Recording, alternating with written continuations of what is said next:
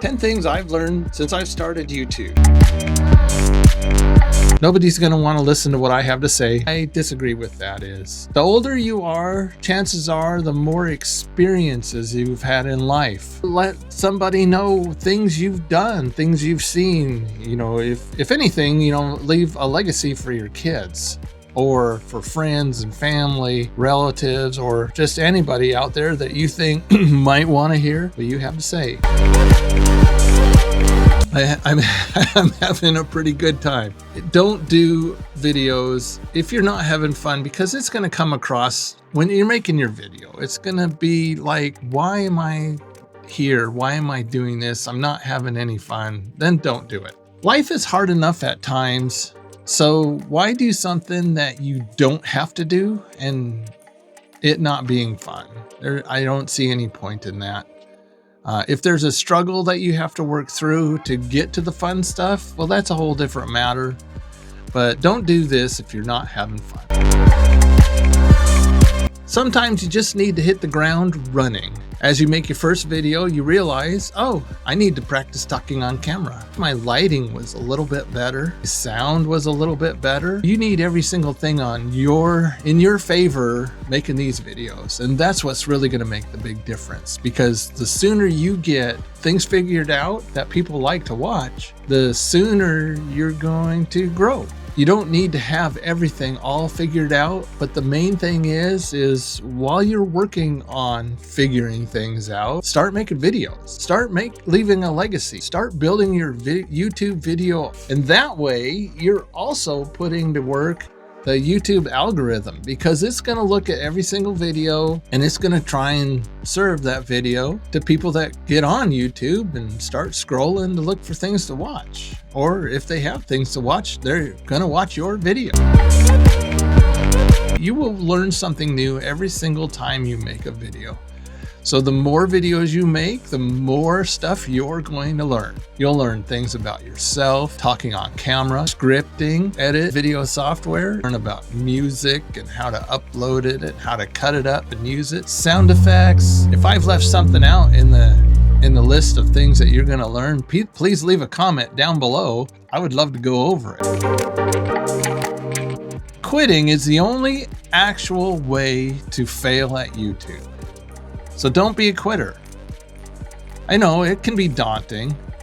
It can be really, really hard at times. And if you're not feeling it, just, you know, it's okay to pause and wait. You want to have the most positive outcome possible. You want to make something that you're proud of. I'm just making videos because that's what I want to do. I'm doing what I want to do. And you should too, because why should I let some YouTube guru decide what my fate is going to be? I'm still making videos and I'm still putting them on the platform. Oh yeah, I hear it. I've seen the comments. Well, it's not fair because I'm making the video and I'm putting it on YouTube and they're getting the money for all the commercials and I'm not. Well, you're actually putting your video out on their platform. So they're paying for all the electronics and all the stuff for you to put your video out there in front of millions of people. You might not see it as though that's fair because YouTube is getting a little bit of kickback for all the money they have for you to be able to play free of charge. All it takes is a little bit of your time to compose stuff and learn things. They have all this other stuff to worry about. So don't worry about the money aspect.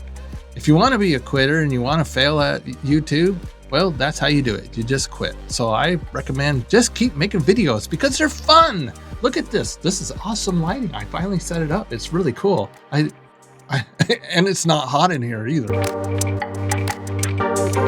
The more you do it, the better you'll get. So the more consistent you are, the more practice you're going to get, and it's just going to build that much more. When you're inspired to go film something, that's when you jump on it with both feet. Go for it. You're inspired. You're going to knock it out of the park. You got what you want to say. You know how you're going to say it. It might take you a couple of days to get there practicing, but then you'll be there and you'll go, I'm ready. Let's hit record. I'm ready to make a video. And you're going to go out there and you're setting everything up, and it's just going to get better and better, and you're just going to feel it. You're going to know that you're onto something. Best to feel when you're inspired. Now, when you're starting out on YouTube and you're like, well, nobody's watching me. It's like, well, because you haven't found your community yet. Well, how do I find my community? How do you find your community? You keep making videos. When people find your videos and they subscribe and they're a returning viewer, and then they interact by leaving comments or just watch your video and leave a thumbs up, that's some interaction.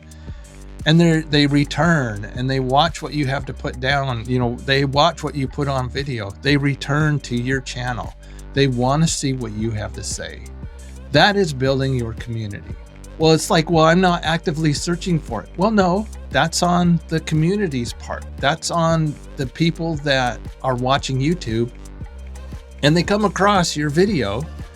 So they will find you, but you have to bring something to the table, and that's making videos. So the more videos you make, the bigger the net you cast, so you can not necessarily catch more viewers, but that's how it works.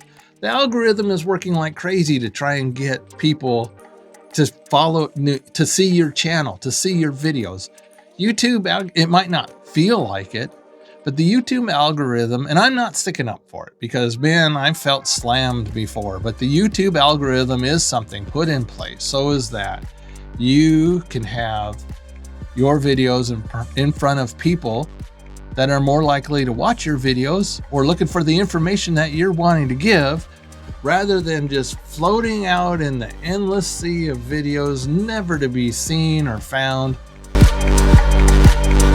If you are making your videos with the only mindset of I'm only here to make money, that's going to reflect in your videos. And honestly, it's not going to be very inspiring for your viewers to watch because they know you don't care about them. You want to have a good quality, deep meaning, soul inspiring, thought provoking, somebody grabbing a notepad, somebody hitting that save and making a folder for your video. Like, these are the top 10 things that I need to learn, or that this guy has learned on YouTube. I have other things that I've learned on YouTube. Leave a comment down below of the other things that you've learned since you've been on YouTube. But if you are only driven by money, then maybe YouTube might not be your thing, because it's going to take a while to start getting money.